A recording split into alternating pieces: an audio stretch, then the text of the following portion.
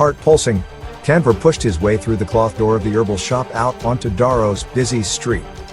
His left leg dragged behind him. It had been twisted and crippled since birth. His left arm hung at his side, half as big as a normal arm with only 2 fingers and a thumb. But he couldn't let his deformed body slow him down. His brother's life depended on him getting home quickly with the healing herbs. The afternoon sun radiated from the clay brick buildings and beat against Kanvar's face. He ducked through the crowds of people in head coverings and long cotton robes. Raised voices filled the street as shoppers bartered with the shop owners. The scent of spices and herbs made the back of his throat itch. He tied the pouch of herbs to a leather thong and hung it around his neck, where thieving hands in the crowd would be least likely to get at it. The herbs had not come cheap, but Kanvar's family was part of the elite dragon hunter Jadi. They could afford them. They had to save Devaj's life. Limping down the street, Kanvar tried to hurry but made slow progress through the crowd. He grew impatient with himself and tried to walk faster. Each step took thought and effort. Sweat soaked his skin, and the blowing sand caked against it. He kept moving, leaving behind the shops and stepping into a square where members of the farm Jadi sold fruits and vegetables in a maze of stands. Ichikins squawked from cages, clawing at the wooden bars and rubbing their scaly hides against the wires that held the cages together. Ichikins laid soft sweet eggs, and thoughts of cooked Ichikin made Kanvar's mouth water. Of all the lesser dragons, Kanvar liked the taste of Ichikin best. A Kanvar and its rider barreled through the square, most likely carrying an urgent message across town for the Ul Council. The Kanvar's massive back legs propelled its lizard-like body through the press of people. Its tail snaked out behind it. Kanvar kept well away from the Kanvar and its rider. Though the Kanvars were tamed lesser dragons, their sharp claws could kill a child if one accidentally strayed in its path. Kanvar kept moving. His mother feared Devaj would not survive the day without the herbs. An older boy saw Kanvar and followed him across the square to the street on the far side. "Look what we have here. A cripple. Untouchable. Pile of dung. What did you do in your past life? Murder innocent children?" The boy spit into the dirt behind Kanvar. Kanvar whirled to face him. "I belong to the dragon hunter Jadi. My grandfather was Kumar Rasa, the greatest dragon hunter who ever lived." "Rasa?" The boy's eyes widened. "You lie. Besides, I heard Rasa went in search of the great white dragon and never returned. He's probably dead, so that makes him the worst dragon hunter that ever lived." Kanvar threw himself at the older boy, tackling him to the ground, and pummeling him with his good hand. The older boy tried to block Kanvar's blows, but he belonged to one of the farmer Yadis and hadn't been trained in fighting like Kanvar had. "Never insult my grandfather again." Kanvar gave the pathetic boy a kick in the ribs for good measure, then set out once more for home. He pressed his hand against his chest to be sure the herbs were still there. Kanvar reached his home street and entered the building, which stretched the entire length of the block. It had 4 floors. Since Kanvar's family was elite, they lived on the top floor. That meant they got fresher air and more sunlight and were free from many of the scaly ground vermin that raided food stores and carried disease. Kanvar kicked a kitrat off the doorstep and pushed through the cloth doorway. Devaj always made climbing the narrow stone staircase look easy. Kanvar gasped for breath as he hauled his body up each flight. Nothing physical came easy for Kanvar, but he didn't let his crippled leg and arm stop him from doing everything anyone else in his Jadi could do. Sometimes it just took him longer. Kanvar pushed through the bright blue cloth with gold stitching that covered the doorway into his home. Inside he found a nanny doctor hovering over his brother. This doctor had gray hair and looked old enough to be the head of the uncanny Jadi. Kanvar's mother stood close by, her face puckered with worry, her hands clasped tightly in front of her. She acknowledged Kanvar's entrance with a questioning look. Had he gotten the herbs? Kanvar nodded and pressed his hand against the pouch he wore around his neck. Sweat drenched Devaj, soaking through the sheet that covered him, and plastering his golden hair to the sides of his face. He tossed and moaned and muttered about dying of emptiness and flying away. The uncanny lifted the sheets, revealing an angry red rash on Devaj's chest, marked with scaly white skin that peeled and sloughed off. The uncanny's eyes flashed angry and hard. 3 weeks of this fever, you say? Yes. Kanvar has brought herbs from Stone Fountain. I think they will help. I think not, the Unani said, letting the sheet drop back over Devaj. The rash is new, Mother said. Surely there is some kind of treatment for it? Yes, I have a treatment. Kanvar didn't like the coldness in the Unani's voice. The Unani opened his outer robe to reach into one of the pouches he had secured around his waist. Bring me some hot water, Mani, he ordered Kanvar's mother. Mani retreated to the other side of the screen that separated the cooking area from the rest of the house. While he waited for her to return with the water, the Unani elder paced to the wide-open window that looked out across the city to the bay and the ocean beyond. The blazing gold sun looked down on the baked bricks. The Unani stared out into the empty blue sky as if looking for something until Mani returned with the water. While the Unani mixed his medicines, he questioned Mani. Can you recite your ancestral line? Of course I can, Mani said. It is the most renowned dragon hunter line in all of Varna. She started listing names until the Unani waved her to silence. Can you recite your husband's ancestral line? There was silence for a moment. Mani's face flushed. Kanvar realized with horror his father had never made him memorize the required ancestral line. All the other boys he knew could cite their ancestors back at least 20 generations. Amar isn't from Varna, Mani spluttered. My father met him on a hunt in Kundiland. Amar has killed dozens of dragons. He's been in Kundiland hunting dragons this past 2 months. He's well known for his hunting abilities and an accepted member of our Jati. The Unani took the cup of medicine to Devaj's side. Ah, but has he ever killed a great dragon? Mani marched over nose to nose with the Unani. Very few men have ever killed a great dragon. The Unani held out the cup to Mani. Give this to your son. Mani took it, sat down on the bed, and ran her fingertips across Devaj's sweat-soaked forehead. She started to lift his head up to drink, but she sniffed the medicine cup, and her eyes widened. This smells like snake lily. That's poisonous. It could kill a grown man in minutes. Yes, the Unani said, rubbing his hands on his robes. A quick and painless death. Your son is doomed one way or another. This is the most merciful way. No, Kanvar shouted. He would not sit by and let this merciless Unani elder kill his brother. He hobbled forward and threw himself across the bed, blocking his mother from administering the poison. I don't understand, Mani said. She held the cup away from her in horror. Do you not? The Unani said. Then I will be very clear. Your husband is a Naga. The boy has dragon sickness. He must bond with a great dragon or he will die a slow, painful death. His very existence is a curse to humanity. By our laws he must be killed before he gets a chance to bond with one of those monsters. If you do not give your son that drink, I'll take his case to the All Council. They will send men to hunt and kill him as well as your husband. It can't be. Mani's hands shook so the poisoned drink sloshed over the sides of the cup.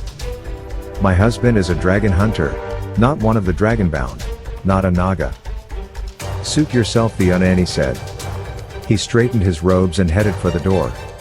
I'll be back with the Naga hunters to finish the job.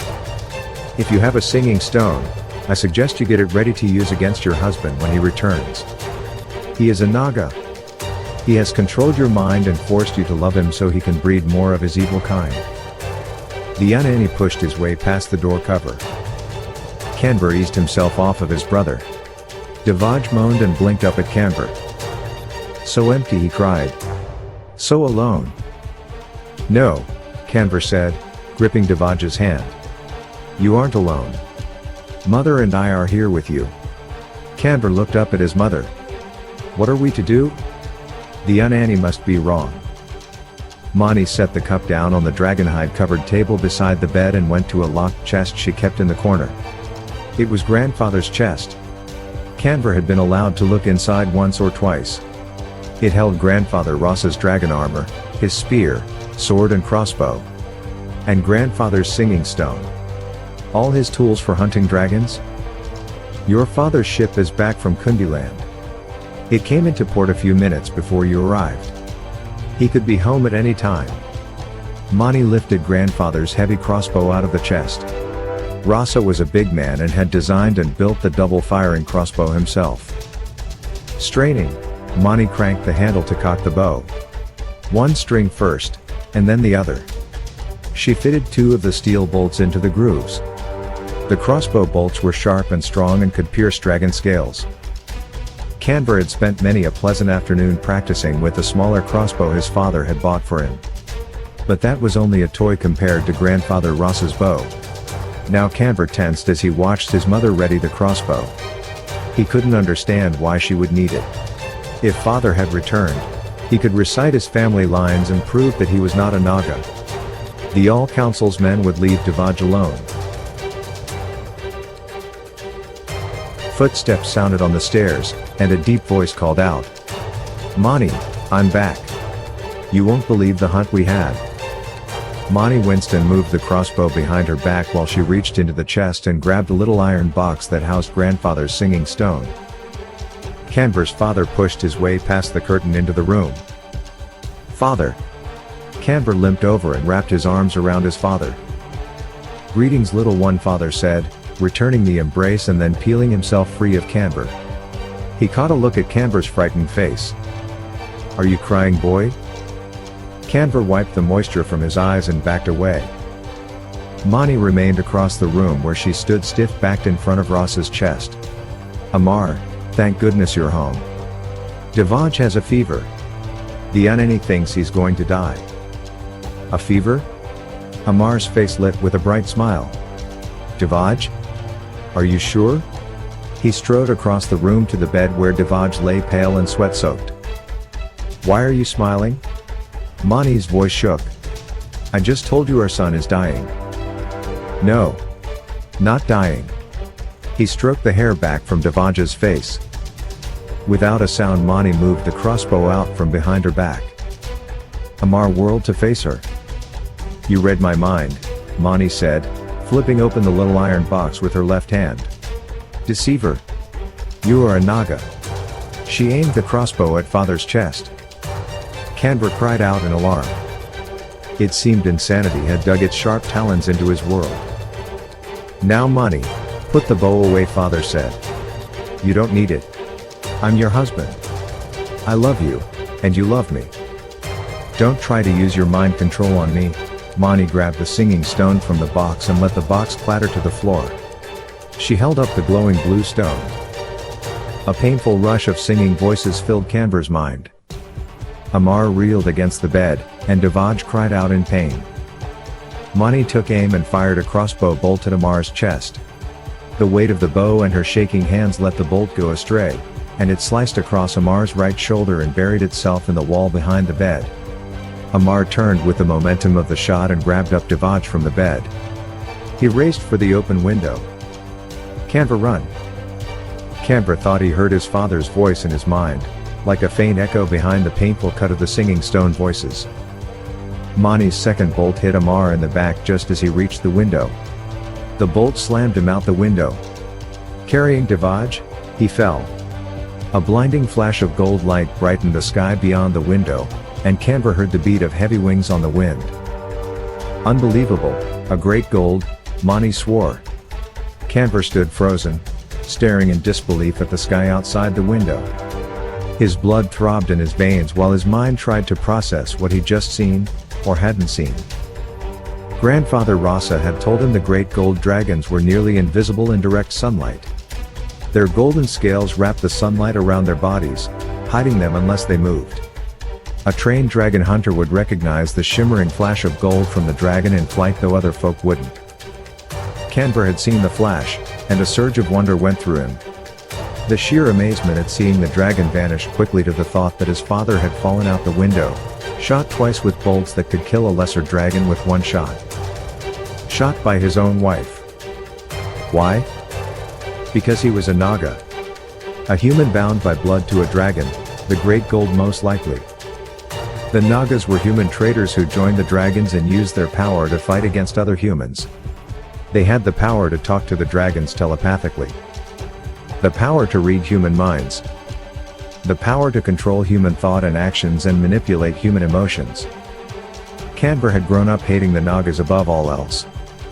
Yet, How powerful his father must be to trick Kumar Rasa into thinking a Naga was a human dragon hunter and to take Rasa's daughter as his bride. It was a good bet that Rasa's disappearance had something to do with Kanvar's father.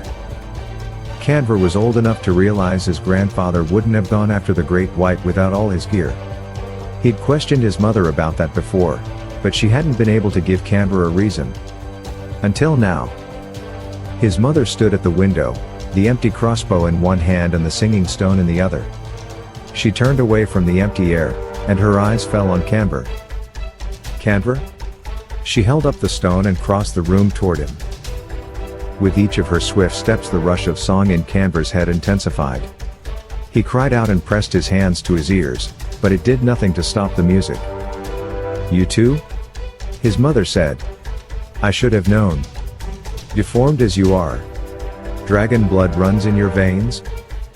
She set the stone down on the table and lifted the cup of poison, holding it out to Kanvar. Drink this now. Hurry, before the All Council's hunters get here.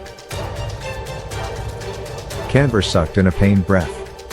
The mind-piercing song from the singing stone left no room in his brain for him to think clearly. Still, the truth settled over him and interwove with the music. His mother wanted him dead.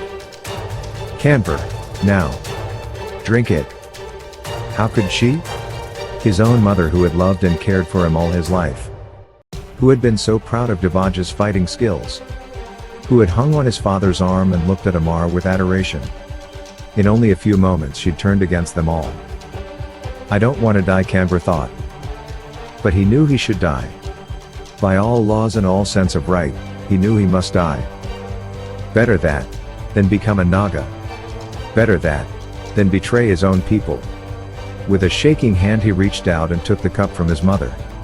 It felt warm against his palm from the heated water the Unani had used to dissolve the poison. The sour scent of snake lily wafted from the drink. Kanvar lifted it to his lips but could not force himself to drink it. The cup slipped through his fingers and clattered to the floor. The poisoned drink splattered his robes and soaked into the clay bricks. Mani rushed back to the chest and grabbed more crossbow bolts. The faint message his father had put into his mind before vanishing with Devaj finally melted its way past the singing stone's music into Kanvar's consciousness. Kanvar, run! He turned and fled. Speed had never come easily for him. He counted the seconds it would take his mother to ready the crossbow while he hurtled down the stairs, not striving for any balance, just throwing himself downward and hoping between his good arm on the wall and his good leg on the steps to get to the bottom without breaking his neck. When he reached the final flight of stairs he heard his mother start down after him. He redoubled his efforts. Gasping for breath. Imagining the fire of the crossbow bolt as it took him in the back like it had his father. His father had gone. Left with Devaj and the dragon. Abandoned Kanvar to his mother's fury. The taste of betrayal mixed with fear on Kanvar's tongue as he brushed aside the door covering, limped into the dusty street, and turned toward the harbor. But it wasn't his father's fault. Was it? Mother had shot him. Shot him. He might not have gotten far with a crossbow bolt in his back.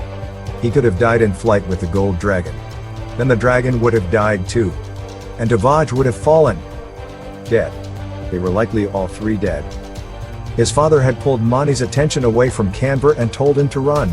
Run while he had the chance. Kanvar cursed himself for waiting so long to act. If Mani caught him it would not be his father's fault. It would be his own. Kanvar, you'll never get away, his mother called from behind. Kanvar rushed headlong down the street, not caring that his lame foot dragged against the stones, scraping his skin along the side where his sandal couldn't protect it. He heard the twang of the crossbow and tensed his shoulders. The bolt hit the building beside him, sending splinters of brick into his face. He cried out in fear and twisted around the corner just as the second bolt whizzed past him. She'd missed. Somehow she'd missed both shots, but then she was using grandfather's crossbow, which was much too heavy for her. Kanvar continued his run down the hill toward the port. She'd have to go back up and reload now. That meant he had time. Not much, but a little. Time to get to the water. Time to barter the herbs for passage across the channel to Meran, where the All Council had no power. The Meranese were Varna's arch rivals. The two nations were at peace for the time being, but peace never lasted long between them. Kanvar could hide there. he hoped. As long as the Murnis never found out that his father was a Naga,